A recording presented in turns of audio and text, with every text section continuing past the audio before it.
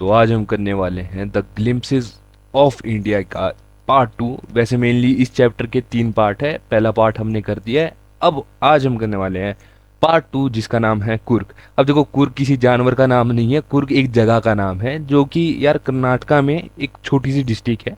और उसको जो बताया गया है हमारी बुक में, वो बताया गया है कि वो मैसूर और मैंगलोर के बीच में कहीं तो आती है ना। अब कुर्ग जो है उसको एक और चीज से बोला जाता है कोडागू। मतलब कुर्ग और कोडागू एक ही चीज है, बस नाम अलग है ना। तो कुर्ग को जो हमारे ऑथर है वो बोलते हैं कि भाई जो कुर्ग है वो ना एक टुकड़ा है स्वर्ग का जो भगवान ने धरती पे भेज दिया है। वहां पर अगर तुम जाओगे तो भाई माउंटेन्स वगैरह पे क्या नजारा है यार उधर। मतलब उधर जाके लगता ही नहीं है कि तुम मतलब जमीन पर हो, तुमको ऐसा लगेगा कि भाई तुम जिंदा जिंदा यमराज के दर्शन कर रहे हो, मतलब जिंदा जिंदा तुम स्वर्ग पहुंच चुके हो। ठीक है। अब देखो, इसमें एक और चीज बोली है कि जो कुर्ग है उसमें जो मेन जो जिसे कहते हैं ना अट्रैक्शन, कुर्ग की मेन अट्रैक्शन क्या है। कुर्ग की एक तो वाइल्ड क्रिएचर्स, जो भी जानवर है, ठीक है। दूसरा जो कुर्ग की ब्यूटीफुल वुमेन्स है, ठीक है, यानी कि जो उधर की सुंदर औरतें हैं। और तीसरा उन्होंने बोला कि जो उधर के गर्वशाली क्या है मर्द है।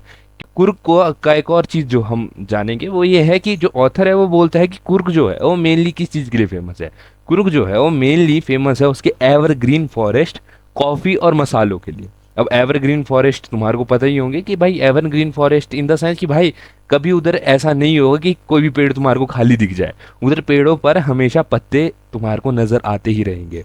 अब कुर्ग जो है वो 30% जो है कुर्ग का जो एरिया है वो 30% जंगल से घिरा हुआ है।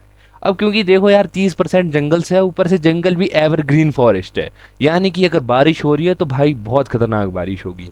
इसलिए मॉनसून के दौरान जो है वहां पर भीड़ ही नहीं होती है। तो जो ऑथर है वो कहते हैं कि अगर किसी ने कुर्ग जाना ही है तो कुर्ग जाने के लिए जो सबसे बेस्ट, जिसे कहना जो सबसे बेस्ट जो टाइम है वो है सितंबर से मार्च के बीच का। अगर आपने कुर्ग जाना है तो भाई सितंबर और मार्च के बीच में तुम कुर्ग जा सकते हैं। अब हमारे ऑथर ये कहते हैं कि यार अगर तुम कुर्ग में ना लंबी सांस लो तो तुम्हारे को खुशबू पता है किस चीज की आती है। तुम्हारे को खुशबू आएगी कॉफी की। क्यों? क्योंकि कुर्ग में हमेशा जो हवा में है ना कॉफी की खुशबू फैली हुई है। तो तुम सांस लो ना तो तुम्हारे को कॉफी की खुशबू आती रहेगी। अब हम आगे जब इसमें ऑथर ने देखा तो ऑथर बोलता है कि यार कुर्ग में ना सबसे बड़ी बात यह है कि कुर्ग में जो उधर के लोग हैं उनके पूर्वजों के बीच बहुत कॉन्फ्लिक्ट चलता है। इन द सेंस कि कुछ लोग कहते हैं कि जो उधर के लोग हैं उनके पूर्वज जो है वो ग्रीक से थे, और कुछ कहते हैं कि अरेबिक है। तो इन दोनों के लिए हमारे पास प्रूफ थे कि देखो यार जो ये बात है वो ग्रीक के लिए कर रही है कि हाँ ग्रीक से है, और दूसरी बात ऐसी थी कि भाई हाँ ये बोल रही है कि अरेबिक है। तो ग्रीक वाला क्या था कि जब अलेक्जेंडर इंडिया आया तो अलेक्जेंडर की जो सेना थी उसमें जो कुछ लोग थे वो कुर्ग में सेटल हो गए। और कुर्ग में जो उस टाइम पे औरतें थी उनके साथ उन्होंने मैरिज कर ली और शादी करके जो है आगे पॉपुलेशन बढ़ा दी।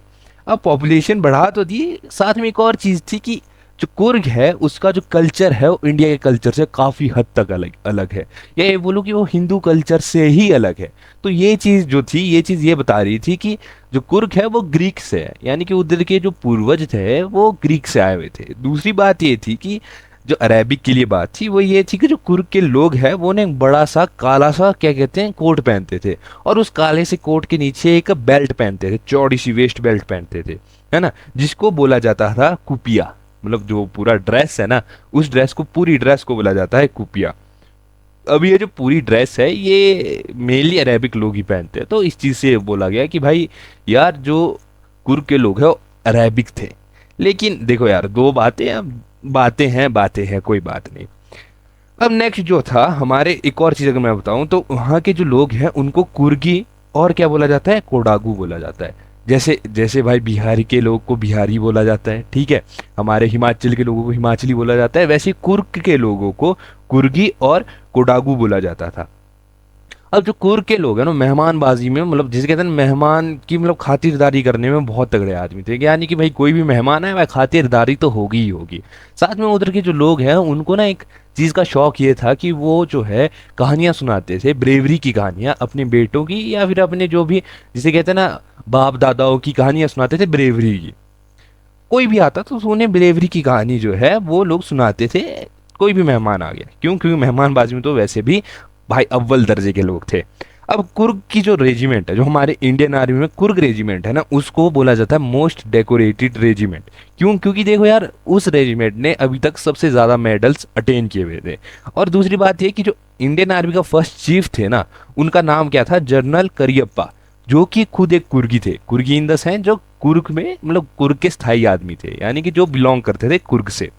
अब कुर्ग जो है इतना ट्रस्ट वर्दी जगह है कि उधर आज भी अगर तुम देखो तो वहां पर हर घर में तुम्हारे को बंदूक मिलेगी, और किसी भी, मतलब बहुत माइन्यूट घर होंगे जिनके पास बंदूक का लाइसेंस होगा। और ये इंडियन गवर्नमेंट ही उनको ऑथराइज कर देती है कि वहां के लोग जो है विदाउट लाइसेंस गन अपने घरों में रख सकते हैं। मतलब इतनी ट्रस्ट वर्दी जो है वो जगह है कुर्ग। अब इसी के साथ ऑथर क्या बोलते हैं, इसी के साथ ऑथर ये बोलते हैं कि यार देखो, जो कावेरी नदी है ना, वो हिल से होते हुए तो आती है, लेकिन वो हिल से होते हुए कुर्ग से भी जाती है। यानी कि जो नदी का पानी है वो हिल से तो आ रहा है, लेकिन वो जो पानी है वो कुर्ग से होते हुए भी जा रहा है। ठीक है।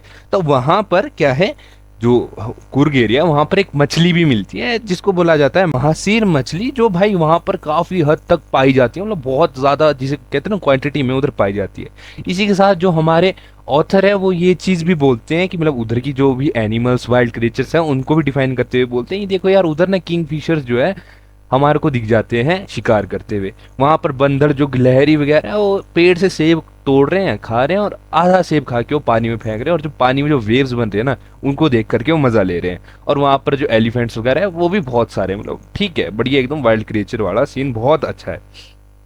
अब हमारे जो ऑथर है वो ये बोलते हैं कि देखो यार, जो कुर्ग जगह है ना, वहां पर तुम कितना ही आलसी आदमी क्यों ना ले जाओ, वहां पर तुम कितना भी आलसी आदमी क्यों ना ले जाओ, वो आदमी एनर्जेटिक बन ही जाएगा। क्यों? क्योंकि वहां की जो एक्टिविटीज है ना, वो एक्टिविटीज ही बहुत सारी है। मतलब उधर की एक्टिविटीज, ऐसी कोई एक्टिविटी नहीं है जिसमें तुम्हारे को चुपचाप बैठना पड़े।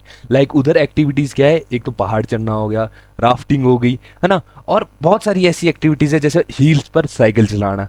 तो ऐसी एक्टिविटीज है जिसकी वजह से जो भी आलसी आदमी है वो चाह कर भी आलस नहीं कर सकता, उसको एनर्जेटिक रहना ही पड़ेगा। अब उसके बाद जो हमारे ऑथर है वो बोलते हैं कि देखो, अगर तुम कुर्ग घूमने जा रहे हो ना, तो वहाँ की जो चिड़िया है, वहाँ की जो तितली है, वो ना जितनी भी होगी वो तुम्हारा क्या करेंगे, कंपेनियन बन जाएगी, वो तुम्हारे साथ जाने लगेगी। इन द सेंस कि जो ऑथर है वो अभी भी वहाँ के वाइल्ड लाइफ के बारे में बताना चाह रहा है कि उधर का जो वाइल्ड लाइफ है किस प्रकार का है और कैसा है। अब हमारे जो ऑथर है वो बोलते हैं कि जो अगर तुम ब्रह्मागिरी हिल्स पर जाते हो, अगर तुम ब्रह्मागिरी हिल्स पर जाते हो ना, तो तुम्हारे को अपनी लाइफ का दी बेस्ट पैरानॉमिक सीन दिखेगा।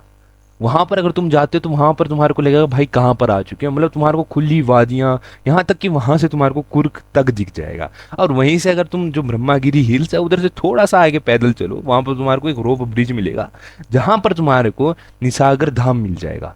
कहाँ? जहां पर तुम्हारे को निसागर धाम मिल जाएगा, जो कि 64 एकर्स में फैला हुआ है।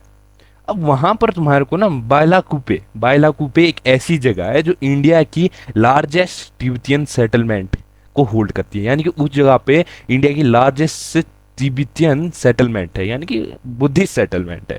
तो जो हमारे ऑथर बोलते हैं कि वहां पर जा करके अगर तुम मॉन्क्स से मिलोगे, जो भी बुद्धिस्ट मॉन्क्स होते हैं उनसे मिलोगे, तो तुम्हारे को ना एक अलग टाइप का मेंटल, जिसे कहते हैं मेंटल सुकून मिल जाएगा बहुत ही ज्यादा। मतलब तुम अगर उनसे बात करो तुम्हारे को लगेगा नहीं भाई, मतलब हम तो है ही क्या चीज। ठीक है। तो एट दी एंड जो हमारे ऑथर है वो क्या बोलते हैं कि अगर तुम कुर्ग आते हो ना, तो तुम्हारे को ना, मतलब सब कुछ भूल जाना चाहिए। जैसे कि आज की जिंदगी हो रखी है कि भाई घर बैठे हैं, घर बैठे मोबाइल चला रहे हैं, इंस्टाग्राम चला रहे हैं, जैसे कि अभी भी तुम बेड पे बैठे हुए ये वीडियो देख रहे होंगे। तो भाई मतलब अब की जो लाइफ है ना बहुत आलस वाली हो चुकी है। उसी चीज को कोट करते हुए जो ऑथर है वो बोलते हैं कि तुम लोगों को कुर्ग में आना चाहिए और इधर की जो वाइल्ड लाइफ है ना उसको एक्सप्लोर करना चाहिए, और टाइप ऑफ एक मेडिटेशन में बैठ जाना चाहिए। और इसी के साथ हमारा चैप्टर भी हो गया खत्म। ये चैप्टर था नहीं कुछ, मतलब चैप्टर क्या बोल रहा हूँ, चैप्टर का सेकंड पार्ट हो गया खत्म। इसके बाद एक और पार्ट है, फिर हमारा चैप्टर भी खत्म हो जाएगा। तो इसी के साथ मैं ही बोलूँ, अगर वीडियोस अच्छी लग रही हो तो भाई चैनल को सब्सक्राइब कर दो, और साथ ही साथ वीडियोस अच्छी नहीं लग रही तो भाई कमेंट में लिख दो, कोई बात नहीं। इसी के साथ मिलते हैं नेक्स्ट वीडियो में, तब तक के लिए जय माता दी।